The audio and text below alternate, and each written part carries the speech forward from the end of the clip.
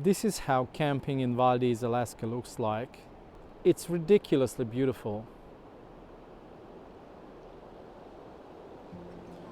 This is where actually this river meets the ocean, and it's supposed to be low tide during the night. We actually looked into it, so I don't expect the river level to actually rise. It should be lower. There are tire marks here where we are actually camping, so it should be okay. And I think we are fairly safe from the river, at least.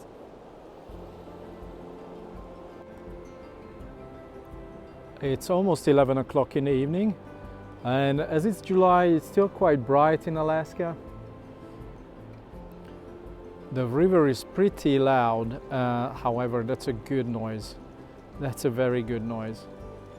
The road is also very close, but I mean, we are in Valdez, it shouldn't be huge traffic. Every now and then when there's a truck or a car, it's not gonna wake us up. And it doesn't matter, it's just worth camping here no matter what the noise is.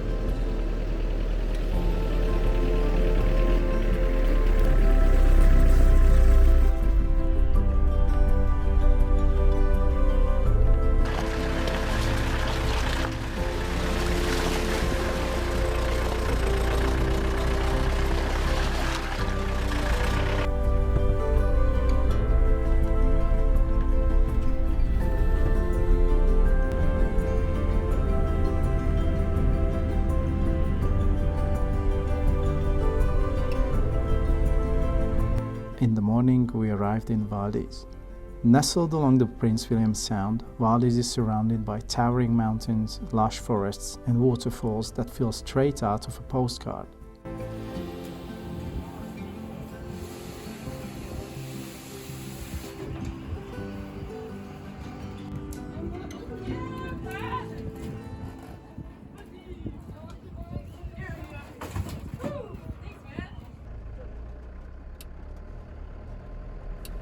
It's paradise for adventurers with kayaking, whale watching and epic photo ops at every turn.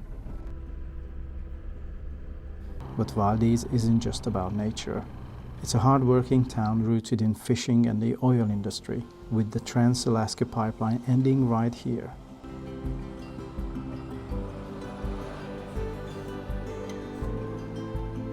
The town's waterfront is lined with cozy shops selling local crafts and restaurants serving up the freshest seafood often caught right in the Sound.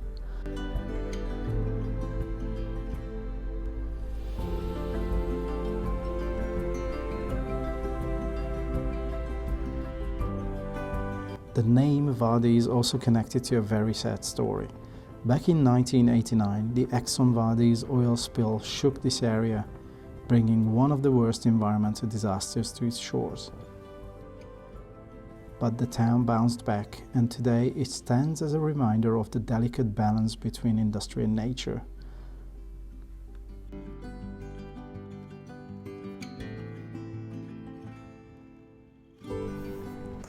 We are here in Valdez, just looking at all the sights. First thing we will see is the Whispering Giant. Correct. I don't know anything about it. Me neither. Okay, very informative. Valdez is actually quite beautiful, maybe not the actual city, just where it is.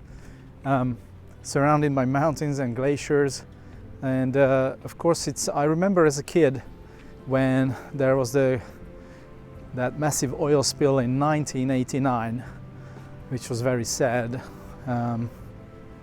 Because obviously massive damage to everything around here in the nature. One of the coolest sights in Valdez is the Whispering Giant, a towering wooden statue carved by artist Tissot as part of his series honoring Native American heritage. Standing over 20 feet tall, this impressive sculpture is one of the 74 giants across the US, each with its own unique look. It's a must-see for anyone exploring the town, blending art, culture and a little mystery right in the heart of Valdez.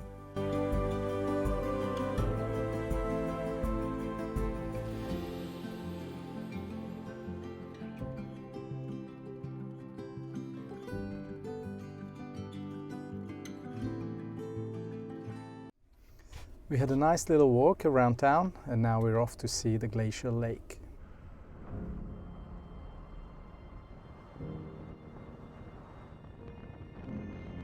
Just outside the town there is the Glacier Lake, a stunning spot where you can get up close with massive floating icebergs. Fed by the Valdez Glacier, the lake is an icy blue wonderland, especially right now during summer when the icebergs break off and drift across the water. This is the Glacial Lake close to Valdez and it's fed by the Valdez Glacier up there. It's absolutely stunning and I will keep saying this around Alaska. It's very popular with kayaking and photography, and if you're lucky you might even catch a piece of the glacier carving right into the lake. We didn't get lucky, but it was an incredible experience that felt like stepping into another world.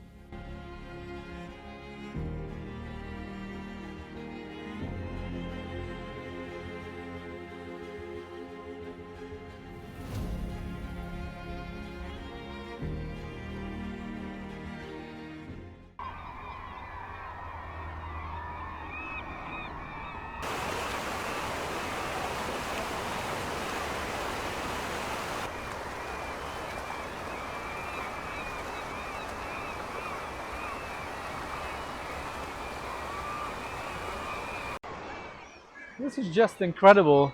There's thousands of salmon in the river and we just don't know why there isn't all the predators like the bears and the sharks and everybody here to just have a big feast. They probably are here sometimes.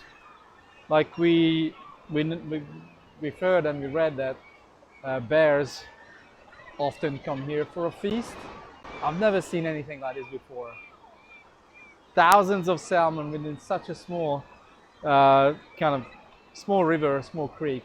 I don't know. It's hard to actually think about this. This is something not artificial, and it isn't. These are salmon coming here to spawn. They're finding their spawning ground. They actually trying to swim up river. It's such an incredible sight. This is something that you see in, you know, just in documentaries or certainly I have only seen these only in documentaries. It's just incredible.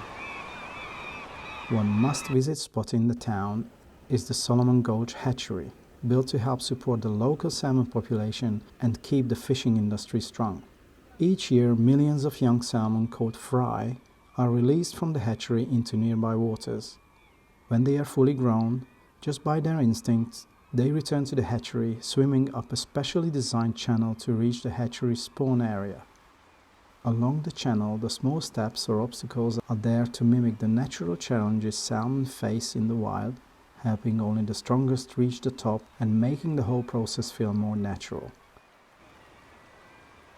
The hatchery was set up in the 1980s to boost salmon numbers and keep fishing thriving in Valdez, which plays a huge part in the local economy. It's also an amazing place for visitors, especially in late summer like right now, when thousands of salmon return. This phenomenon attracts sea lions, eagles and even bears, all gathering for the ultimate salmon feast and making it a real wildlife show. We lingered a few extra hours, soaking up the sun and marveling at the jaw-dropping scenery around us, even if the bears decided to dine elsewhere. Eventually, we packed up our chairs and set our sights on the Thompson Pass, hoping to find clearer skies than before. The drive back through the low river valley was absolutely breathtaking. Each turn revealed another stunning view, like a painting come to life.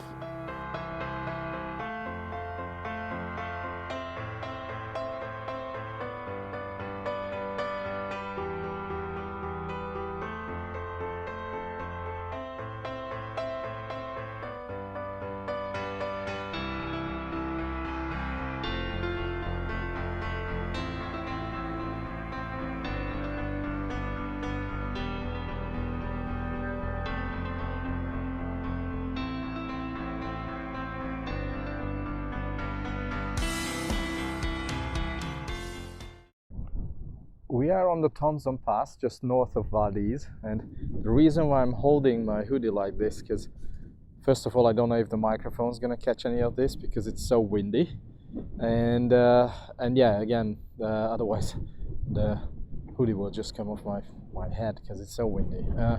And we wanted to actually slow down a bit, stay here for a whole more day, just catching up on stuff and organizing pictures and videos. That's quite a frequent task that we have to do, but it's so windy, it's not actually pleasant to stay here, so we decided to move towards McCarthy actually still. So there will be some glaciers to see on the way. Hopefully we will be able to maybe do a little bit of a hike and just check it out. It's a pity that it's so windy because it's so pretty around here. We got here late last night because we were at the hatchery in Valdez, just looking at all the salmon getting to the spawning ground, and it was really interesting. We were actually waiting for the sea lions to move in for the feast and also maybe some bears to appear, but they didn't, so we left. But we got here too late for us to actually enjoy the place properly. It's an incredible place where we are right now, especially the fact that we can camp here. We had a good night, but the wind was actually moving the van, so Evelyn didn't sleep well. I did, but yeah, just look around. It's so beautiful. This is just one of the mountain passes. This is one of the mountain ranges, and from here we headed towards McCarthy. McCarthy is surrounded by the Wrangell-St. Elias National Park, which is larger than Switzerland. So that's where we headed after this. And as you can see, it's just absolutely not, it's just not enjoyable if we stay here. So that's why we decided not to spend the whole more day here and just move on. It is the joy of long-term overlanding.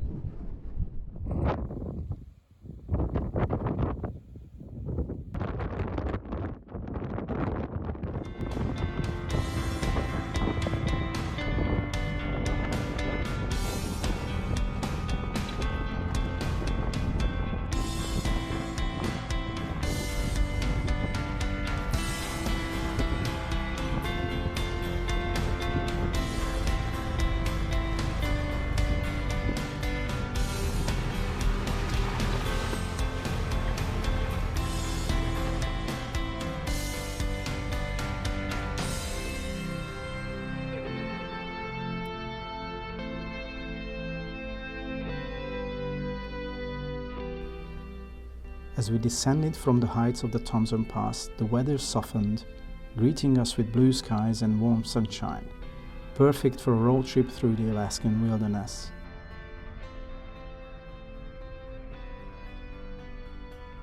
Heading east, we were entering more remote territory. Our destination was the Wrangell-St. Elias National Park, a true giant among national parks and one of the largest protected areas in the world. Once again, we were ready for a long hike, but before getting there, we wanted to enjoy the route itself.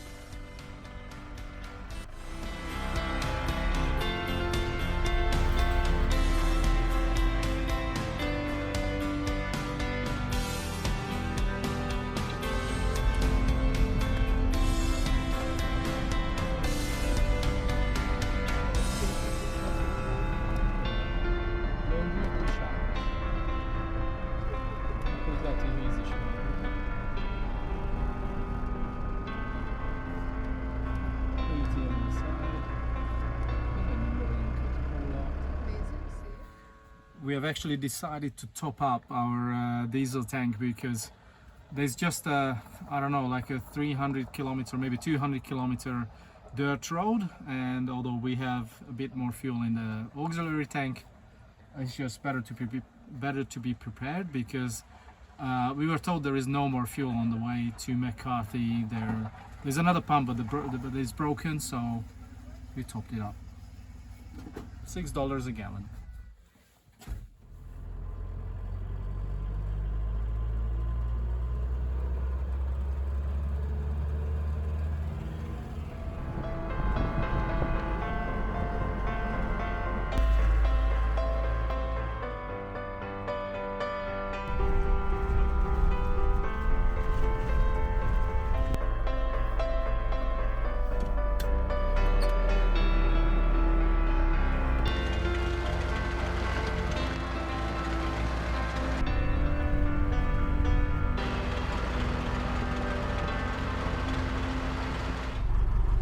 We need to air down a bit because the road is very bumpy. Our tires are currently pumped to tarmac pressure, so just to smoothen it out a little bit because it's way too rocky and bumpy.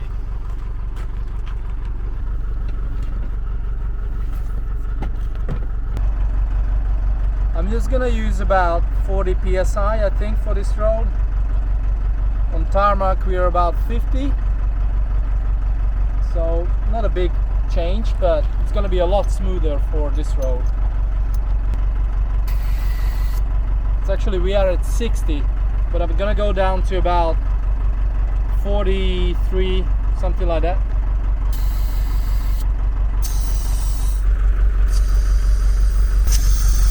I'm aiming for about 43, so 3 bars. That's 44, 43. Yeah, that's good. 45 will do. Happy with 45.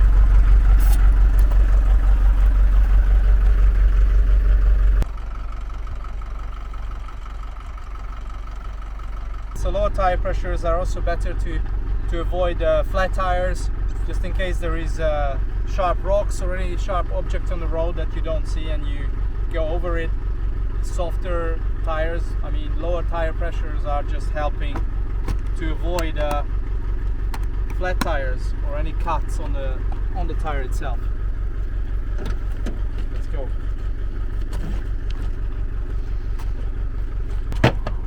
This portable ARB compressor is actually very good because, okay, it would be more comfortable to have it built in and just use the hose and when I'm airing up, but I can put this into another vehicle of mine. I don't need to buy 2 sets of compressors, just this one will do. We use this in the Prado that we have, and now we're using it on this trip, so easy and cheaper.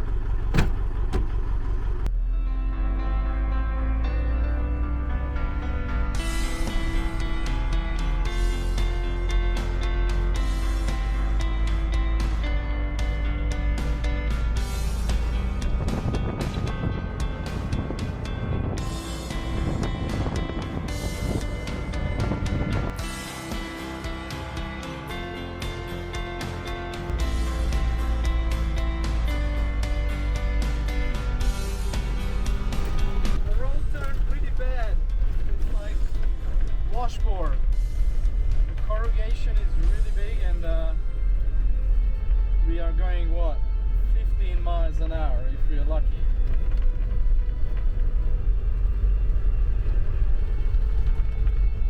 It's incredibly bad. Even with airing down the tires.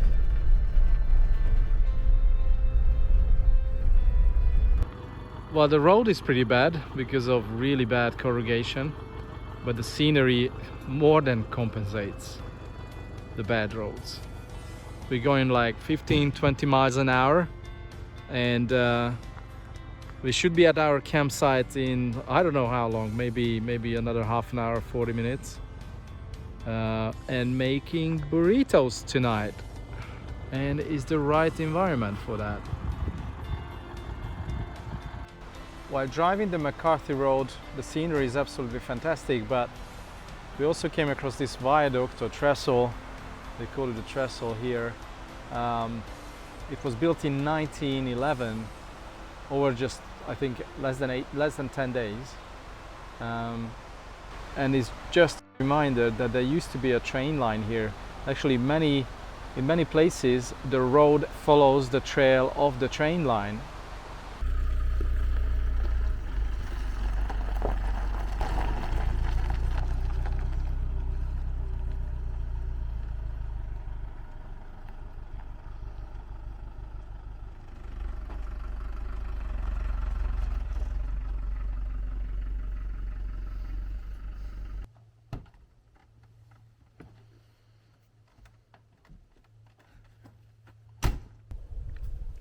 Not a bad camp.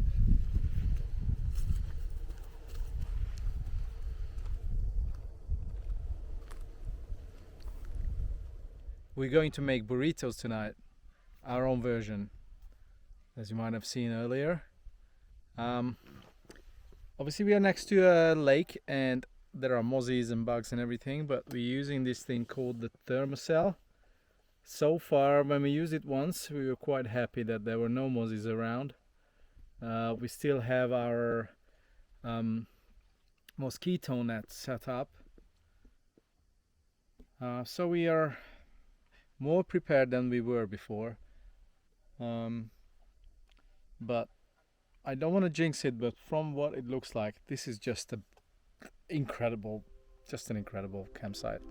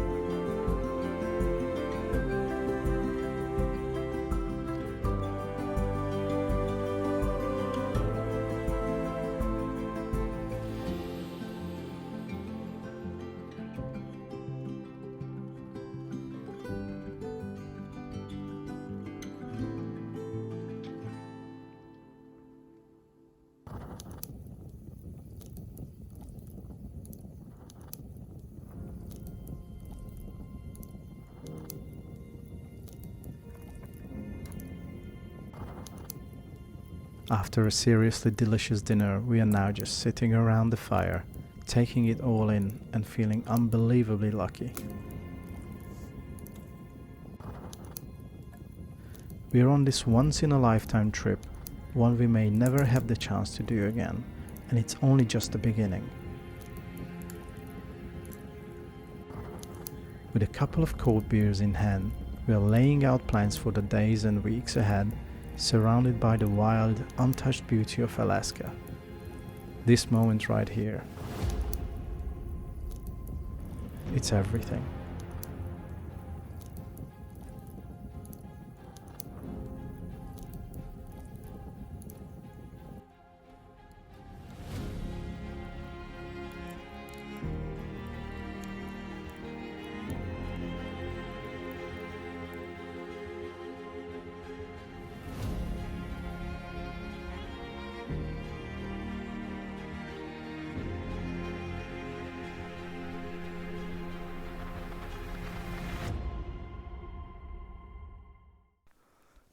It's 8:45 in the morning, and while Evelyn is getting ready, I thought I record a few updates.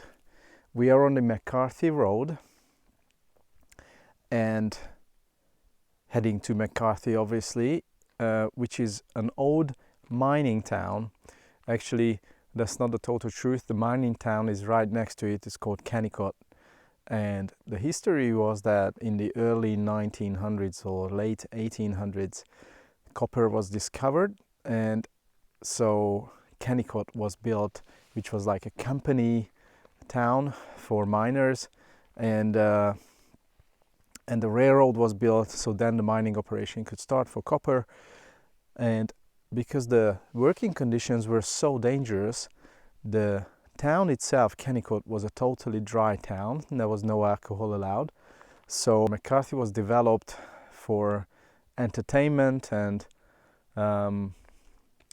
just the usual services that you have when a new town is being built. So the saloons and pubs and hardware store and every kind of entertainment you can imagine for all the miners. And so these two towns, because in the 1930s they got abandoned basically because the copper ran out,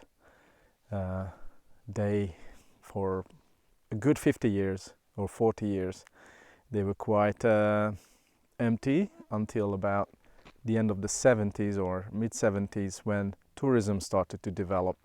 So now they are touristic towns. You cannot even drive into town unless you have accommodation there, so you can drive until just the creek right next to it. You have to park there and then walk into town from there. And in between the two towns there are shuttle buses, or you can just walk. It's like a 5-mile walk or 4-mile walk. It should be really interesting. The road itself, so the McCarthy Road, follows the old track of the rail lines, and it's quite rough. Corrugations, potholes, a lot of dust. So it's not an easy road. It's like the Dempster, although the Dempster wasn't corrugated, which is good. I think you can see the corrugation in the camera right now. It can get pretty bad, and in places you cannot even go around them. You cannot really choose another path on the road itself because it's just so bad. Anyway, it is a truly remote place, not in terms of maybe distance from civilization, but in terms of getting there, it takes quite a few hours from the last town, and not even from a bigger town. So Chitna, as I found out the pronunciation from the nice ranger we met, was also a town that supplied these two towns at the beginning of the century. So this road used to be a railroad, and they actually removed the rail, and now it's a road, or it's been a road for quite a while, but most of it is unpaved, and so it's in a bad condition. They grade it and they maintain it, but obviously it's never going to be as good as a paved road, unless the road was in Kazakhstan or Mongolia. Yeah, so we're getting ready now, and then we're gonna roll right next to McCarthy, and then hopefully do a hike and just wander around some abandoned buildings, old mining equipment and such.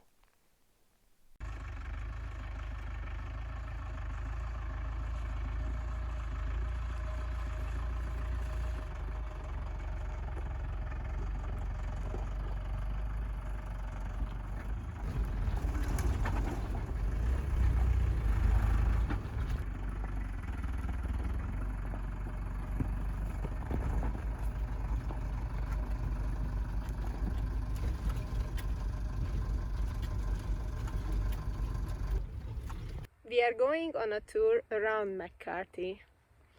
And then maybe carrying on to Kennecott as well. Yeah, And for to sure. the footsteps of the glacier behind us. The scale of that glacier doesn't come through on the camera at all.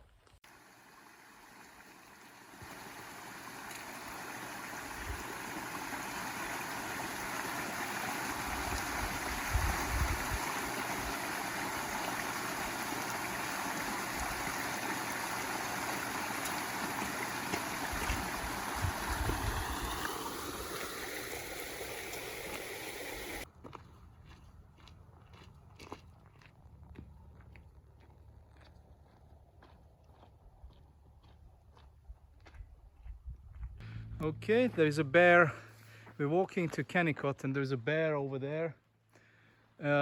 From what it looked like, it was a black bear. It was definitely a black bear. Black bear, so hopefully it's the better type for us to walk around here. Yeah, and Please, can you get the, okay? yeah, I already have that.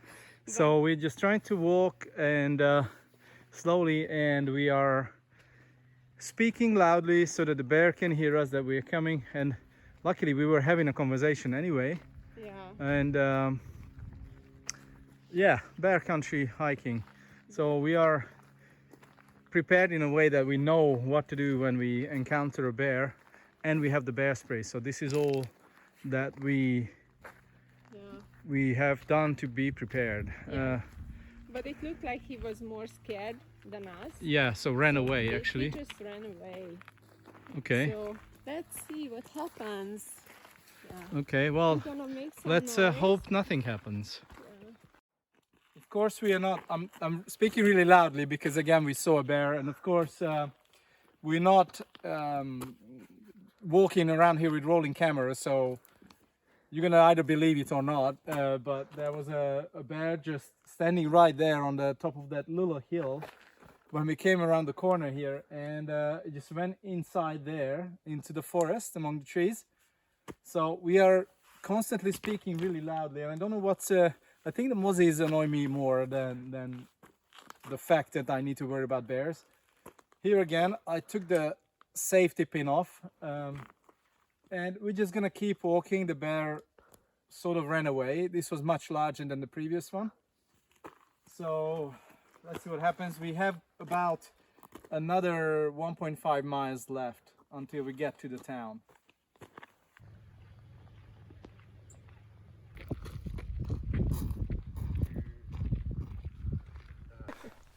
We made it to Kennecott from McCarthy, and we're going to now jump on a trail towards the glacier. And yeah, there was a couple of bear scares on the way here, and we just had a couple of sandwiches.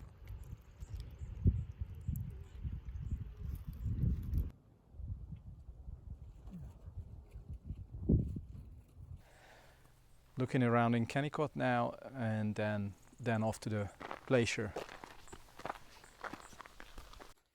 The Kennecott Mines in Alaska is one of the most incredible relics of America's copper mining history. This remote site dates back to the early 1900s, when a massive deposit of high-grade copper was discovered in the mountains. At its peak, Kennecott was one of the richest copper mines in the world, fueling industrial growth across the country. The equipment here was state-of-the-art for its time. Massive steam engines powered crushers that ground up copper ore, which was then separated from rock using a series of gravity concentrators. It was an impressive setup, especially considering it's tucked away in the middle of the wilderness. Today, Kennecott feels like a time capsule. You can wander around the towering red mill buildings, peer into the old bunkhouses and offices, and imagine life here during the mine's bustling days.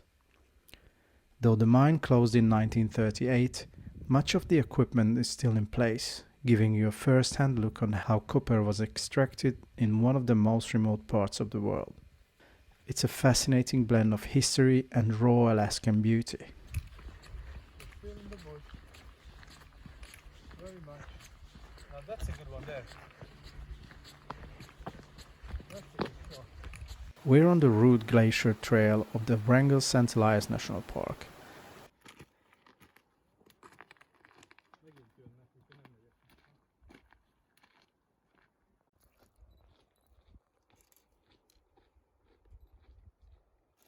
We should go and then cut him off. I mean, go.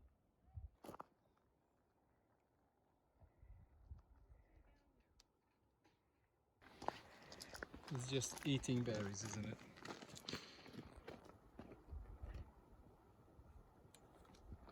So as you can see, the bear is right there. We are sort of up here on the trail, walking to that glacier, and that nice little bear is just walking there. See, so this is the second part of our hike. We got to Kennecott, where we saw the two bears, and I was kind of explaining that we are talking loud and what we're doing. And there is another one right down there. It's a black bear.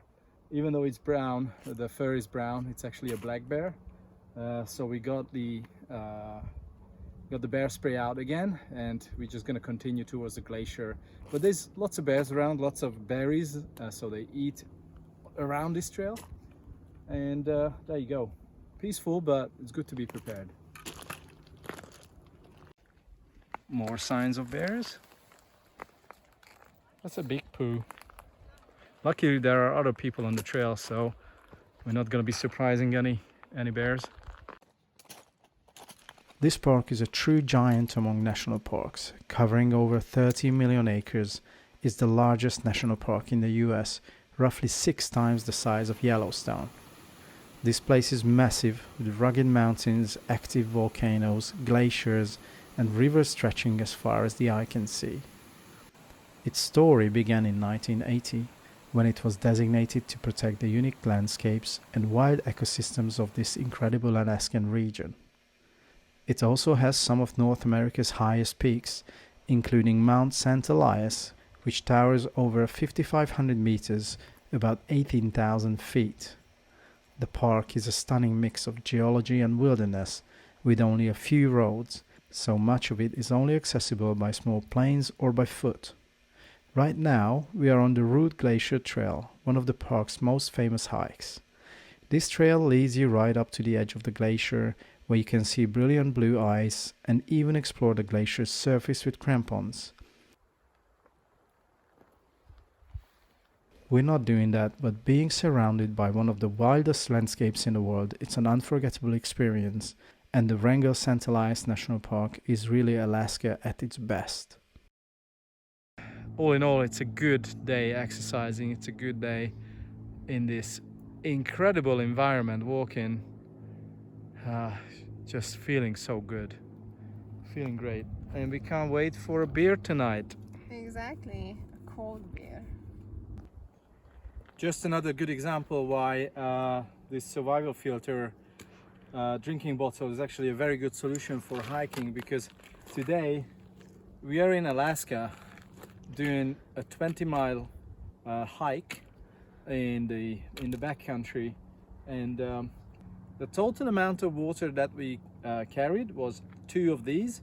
So obviously we ran out pretty quickly, but there are a number of creeks where we could just easily fill up, and because just gonna show quickly, because of the filter that's inside, which is a carbon filter, it's very, very safe to drink any kind of water in the mountains or in many other places as well, because it filters out physically bacteria, viruses, and just dirt in general, obviously, and very, very useful. So you don't need to carry a lot of water, just this much, and then you just fill up on the way. Very good.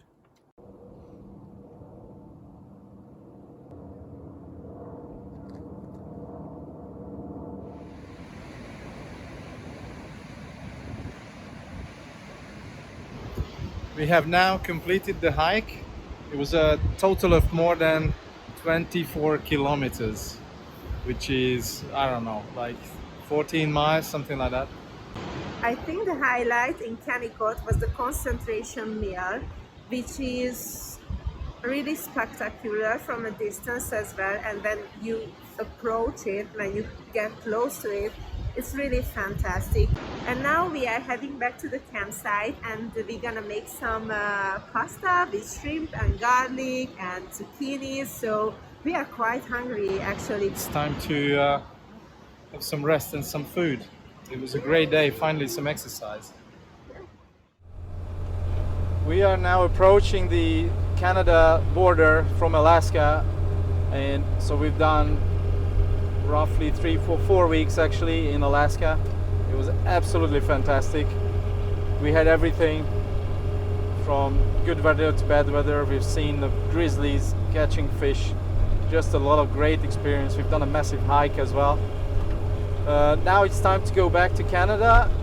We need to spend 30 days. Well, we also want to spend a lot more time in BC, but we will need to spend a minimum of 30 days because of visa requirements. Long story. For the US, we need to spend enough time outside the US so that we can get a new 90 days when we enter again the mainland 48, the lower 48. So that's why we are planning with 30 days in BC, Vancouver Island and those regions. I don't think it's gonna be difficult to fill those 30 days up. So yeah, let's see how the border crossing is going. We are, again, I don't know how many times now, we're traveling with Carol and Sven. So that's always been a lot of fun. And we're going to camp on the Canadian side tonight at Beaver Creek.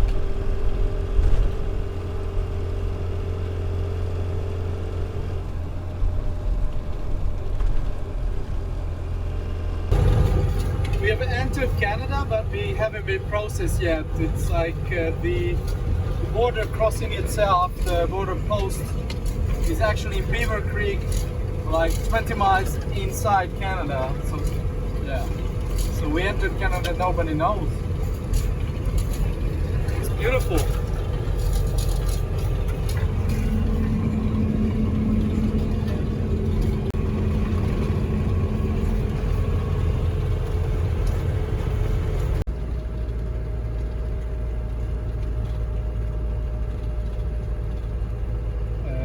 Sven and Carol with the synchro. I wonder if their fish is gonna be confiscated. We'll find out soon.